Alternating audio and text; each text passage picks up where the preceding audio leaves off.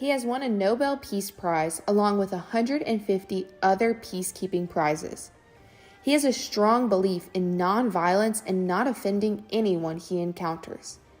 He has even worked with scientists on how to help people keep a peaceful state of mind. So what controversy could a man like this bring about? The Dalai Lama is the spiritual leader of the Tibetan Buddhist believers. The 14th Dalai Lama, His Holiness, is a man of profound respect around most of the world. So you ask, who, what, where, and why do people not like this great peaceful man? They are out there and they are not the Dalai Lama's biggest fan. The 14th Dalai Lama has just as many haters in the world as he does followers. The trouble with the 14th Dalai Lama dates back to 1950 when China invaded Tibet. His Holiness was only just a teenager and had to assume power early because of this invasion. His Holiness fled to India and became the highest profile global advocate for the Tibetan people. China's hate for the Dalai Lama is so bad that if a Tibetan has a picture of the Dalai Lama, they can go to jail. While in jail, they are coerced to denounce the Dalai Lama in order to be released. In an article from freetibet.org, they explain that because of China's significance on the world stage, they have prohibited some countries from interacting with the Dalai Lama. China holds a lot of influence on the world, so if a country gives the Dalai Lama attention, China could retaliate. The thing with the Dalai Lama is that there have only been 14 humans to ever hold that office. 14 office holders spanning over 380 years. That's an average of 27 years in office per person. So how do they live for so long? They claim that the reason they live so long is because of the people's faith in the Dalai Lama. The Dalai Lama goes through an intense process to become the next Dalai Lama. The current holder of his title, His Holiness, was born as Tenzin Gyatso in Taxter Amdo, which is in northeastern Tibet. He was born to a modest farming family. By the age of 2, he was recognized as the reincarnation of the 13th Dalai Lama, and his path was forever altered. From that point on, he was no longer to be raised as a modest farming child, but began to walk through a process to prepare him to lead the Tibetan people and inspire millions of Buddhists around our globe. Upon turning 6 years old, he began his monastic Buddhist training derived from Nadala traditions. This teaching consisted of 5 major primary subjects: logic, fine arts, grammar, and medicine. He was also schooled in 5 minor and non-primary subjects: poetry, drama, astrology, composition, and synonyms. His teachers focused on an intense amount of study upon one singular subject: Buddhist philosophy. They divided the overarching philosophies of their way into the following disciplines of studies: the perfection of wisdom, the philosophy of the middle way, the canon of the monastic discipline, the metaphysics, logic, and epistemology. In 1959, and upon his 23rd birthday, at the annual Great Prayer Festival, the Dalai Lama would sit for his final examination. The festival is more traditionally known as the Monlam Shinmo. His Holiness was awarded the Ginshi Lamprama, a modern doctorate in Buddhist philosophy, as he passed his formal examination with the highest possible honors a human can achieve as the reincarnation of the Dalai Lama. Since the middle 13th century, Tibet has technically been considered part of and controlled by the central government of China. This country held understanding has survived nearly 800 years of cultural, economic, technological, philosophical, governmental, dynastic changes, and even a handful of global wars, not to mention the advent of the internet and the iPhone. Yet, this expansive region has situated on the west by the southwest border of China, neighboring India, Nepal, Bhutan, and Myanmar. That makes up not quite 13% of China's physical landmass, has long been an area of strategic importance. If Tibet were to no longer be considered part of the mainland of China, then the Chinese government would lose the second largest province-sized section of his country. Only Xinjiang, which borders Kyrgyzstan on the northwest border of China, beats Tibet in land mass. That would also equate to losing 3.5 million citizens of China's 1.4 billion citizens. That is exactly almost 1/4 of China's citizens.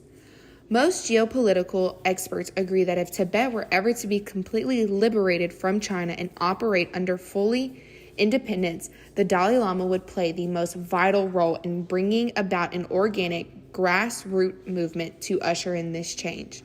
It is the very reason that China has habitually harassed those that have interacted with the Dalai Lama in any official capacity. The Dalai Lama is historically prohibited from meeting with the leaders of the nation of the world for fear of upsetting the Chinese Communist Party.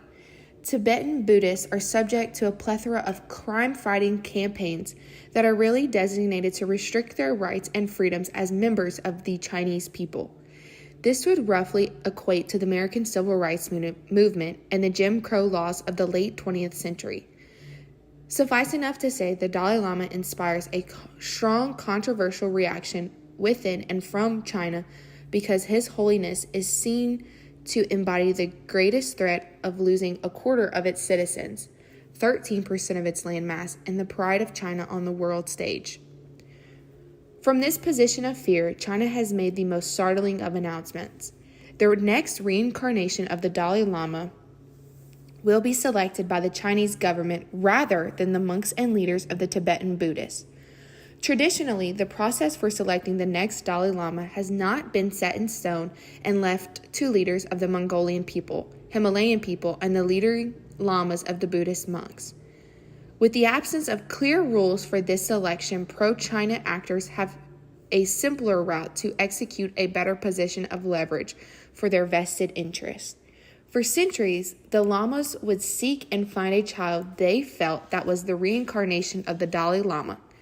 They would train him, teach him, and when the time was appropriate, submit him for public examination and acceptance by the people of Buddhism.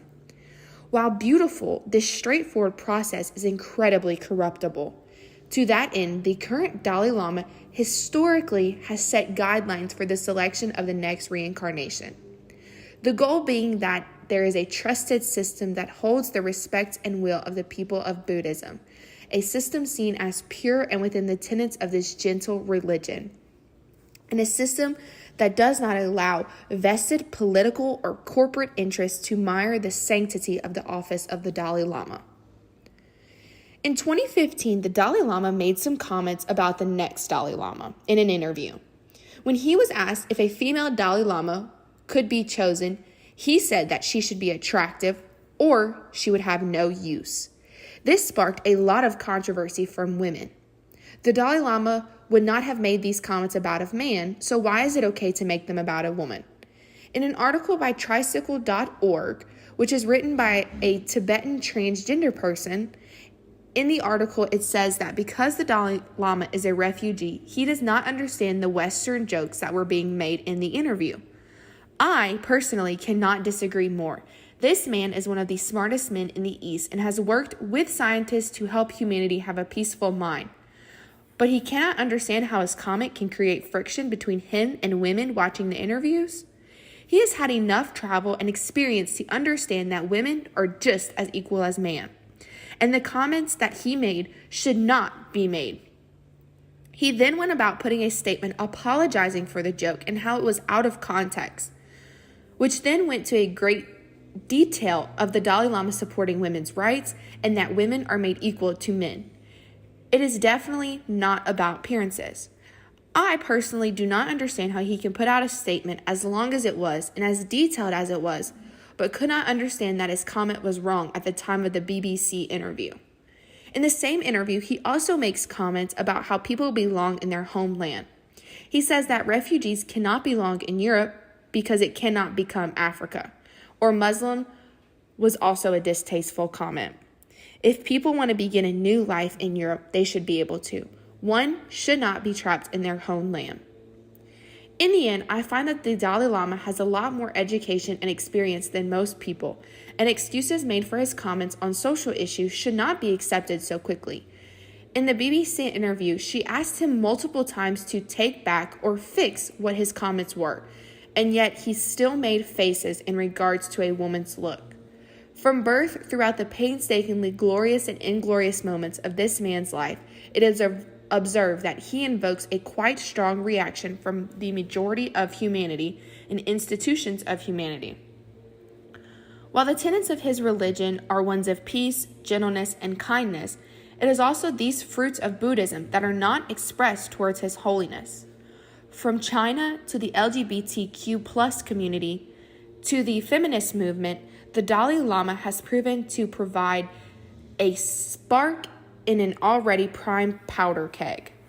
As we have observed repeatedly, humanity is already auspiciously primed to solicitously feed on the buffet of sensational controversy, but only needs a celebrity figure to fight this fuse.